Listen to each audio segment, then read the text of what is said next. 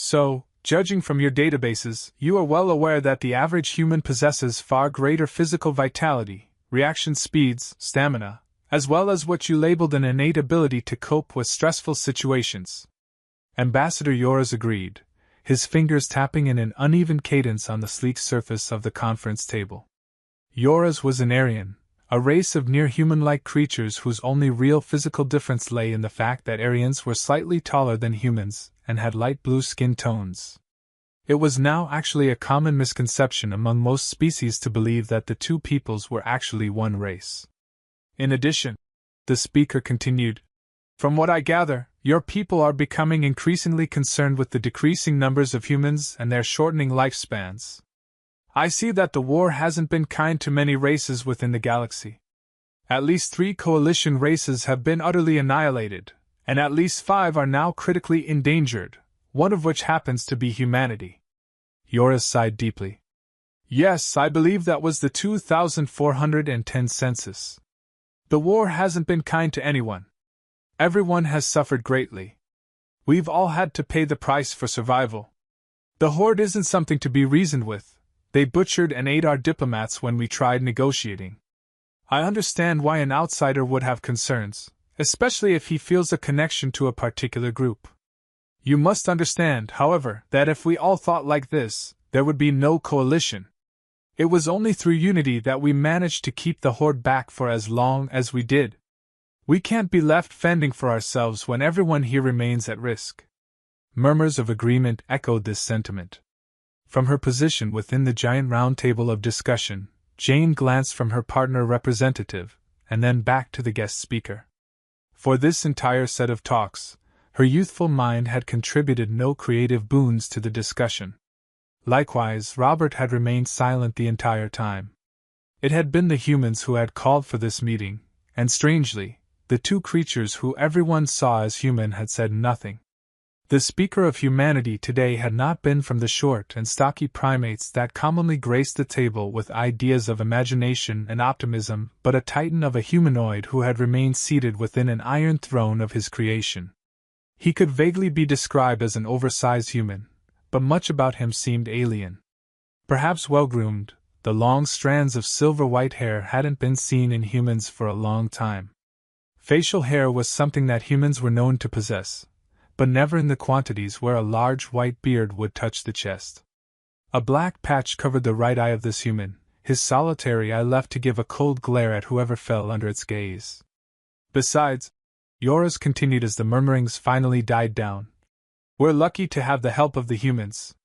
They make exceptional pilots, and their willingness to be on the front lines has made them one of the largest contributors to this whole community. I'd even be willing to say that a good number of us wouldn't be here if it wasn't for you people." "You are indeed correct, and I am glad you think that way." Zalos seethed. "Tell me, Yoras, why exactly is the average lifespan of my people 29 years?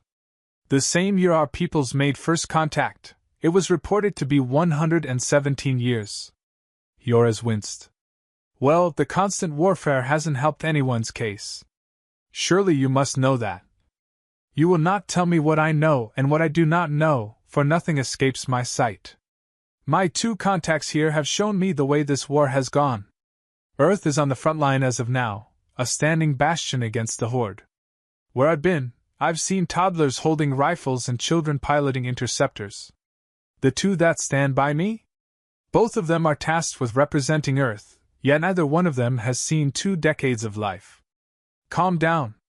Besides, if you want someone to blame, I have someone to blame. This entire coalition. Would you care to explain why 30 years ago, the Horde's movements were projected to have gone in a route that would have entirely sidestepped Earth? And would you care to explain the countless fleet actions that then caused them to go straight into our solar system?" When Zalos stood up, his height cast a shadow over the entirety of the coalition. Arcane energies pulsed in his clenched fist as he glared balefully at the entire room.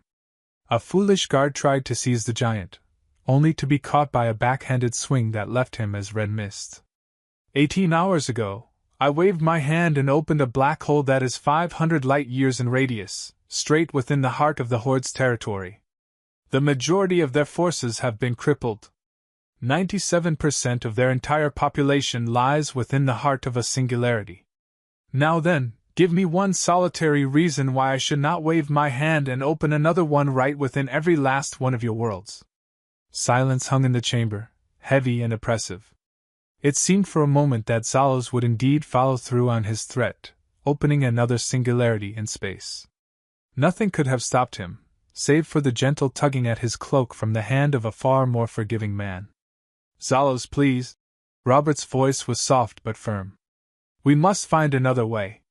The towering figure of Zalos looked down at the young man who had dared to interrupt him. His cold gaze softened slightly. Speak, Robert. Robert took a deep breath, stepping forward.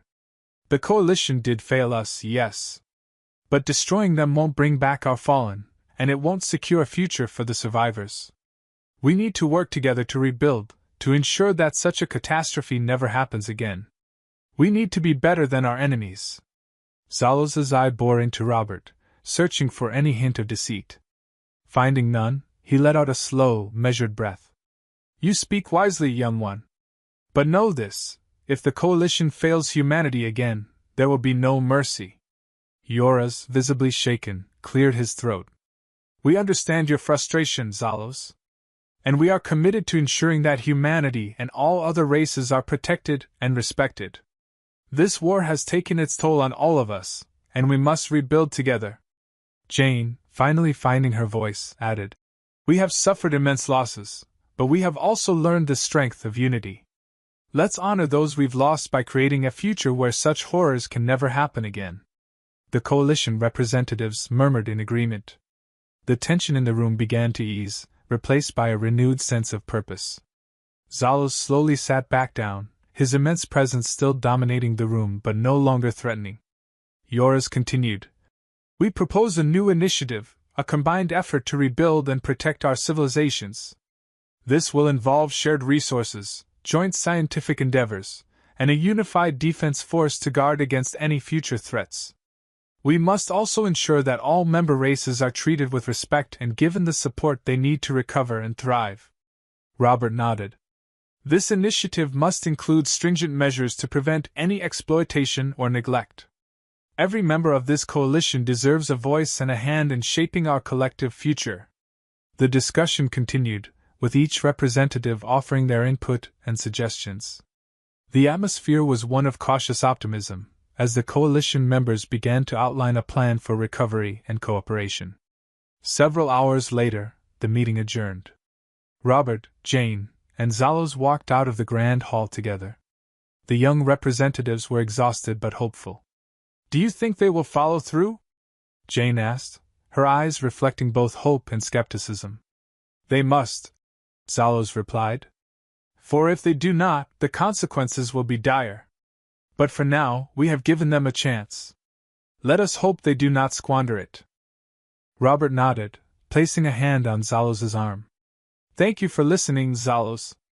Your power is immense, but your wisdom is even greater. The trio walked in silence for a while, each lost in their thoughts. The galaxy had changed forever, and the path ahead was uncertain. But they had taken the first step toward a new future, one where unity and cooperation might finally overcome the darkness of war. In the months that followed, the coalition's efforts began to take shape. New agreements were signed, and resources were pooled to help rebuild war-torn worlds. Joint research initiatives led to significant technological advancements, including improved medical treatments and sustainable energy sources. Humanity's role in these efforts was crucial. Their resilience and ingenuity, born from centuries of struggle and adaptation, proved invaluable. The Terran Empire became a beacon of hope and a symbol of the coalition's potential for greatness. On Earth, life slowly began to return to a semblance of normalcy. Cities that had been devastated by the war were rebuilt, and the population began to recover. The horrors of the past were not forgotten, but they served as a powerful reminder of the importance of unity and vigilance. Robert and Jane continued their work as representatives, traveling to various worlds to ensure that the coalition's promises were being kept. They faced many challenges and obstacles, but their determination never wavered. One day, As they stood on a balcony overlooking the rebuilt city of New Geneva, Robert turned to Jane with a smile. "We've come a long way, haven't we?" Jane nodded, her eyes scanning the bustling streets below. "We have. And there's still so much more to do." "Indeed," Robert said. "But we've proven that we can overcome even the greatest of challenges. Together, we can build a future where all species can thrive." As they watched the sun set over the horizon, casting a golden glow over the city, they knew that their journey was far from over. But they were ready to face whatever lay ahead, confident in the knowledge that they were stronger together. In the following years, the coalition continued to grow and strengthen. New races joined their ranks, drawn by the promise of a united galaxy where peace and cooperation prevailed. The threat of the Horde was a distant memory, but the lessons learned from the war remained etched in the minds of all who had lived through it. Zalos, once a feared and solitary figure, became a respected leader and advisor within the coalition. His power was immense, but he wielded it with a newfound wisdom and restraint. He dedicated himself to ensuring that the mistakes of the past were never repeated. As the coalition expanded, so did its influence. New frontiers were explored, and ancient mysteries were uncovered. The combined knowledge and resources of the member races led to unprecedented advancements in science, medicine, and technology. Humanity, once on the brink of extinction, flourished.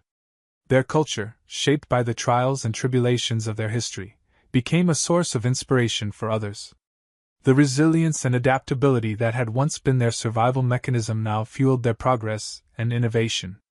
Robert and Jane, now seasoned diplomats, continued to champion the values of unity and cooperation.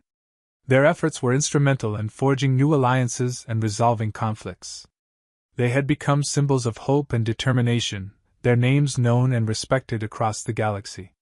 One day, as they prepared for yet another diplomatic mission, Robert turned to Jane with a thoughtful expression. "Do you ever wonder what the future holds?" Jane smiled, her eyes filled with a sense of purpose. "I do. And I believe that as long as we continue to work together, the future will be bright." Robert nodded, his heart filled with optimism. "Agreed. We've come so far, and there's still so much more to achieve. Let's make sure that the sacrifices of the past were not in vain." As they boarded their ship and set off for their next destination, they knew that the road ahead would be challenging. But they were ready to face whatever came their way, united in their resolve to build a galaxy where all beings could live in peace and harmony. And so, the coalition continued to thrive, its members bound by a shared vision of a better future. The lessons of the past served as a guide, reminding them of the importance of unity, resilience, and compassion. Together, they forged a path toward a brighter tomorrow, one where the horrors of war were but a distant memory and the promise of a united galaxy shone brightly for all to see.